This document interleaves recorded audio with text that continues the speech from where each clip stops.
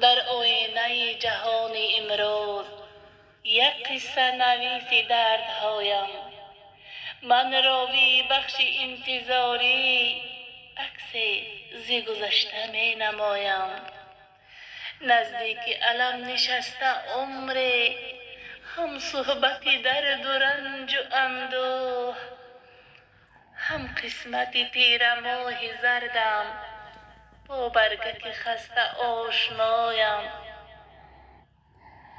زندانی نمودم هوس را در محکمه عذاب وجدان، پشت در آرزو نشسته در بسته و در نمی کشایم.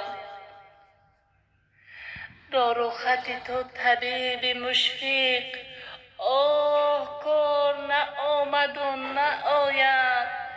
تشخیص بده به کل عالم، بیماری دردی به دوایم. در مکتب اشتباه خواندم، این حجت پرگناه در دست. پیش تو چگونه پا گذارم، شرمنده و عاصی خدایم. بر آمدنم اجازت نیست، شاید که ابتدای غم بود.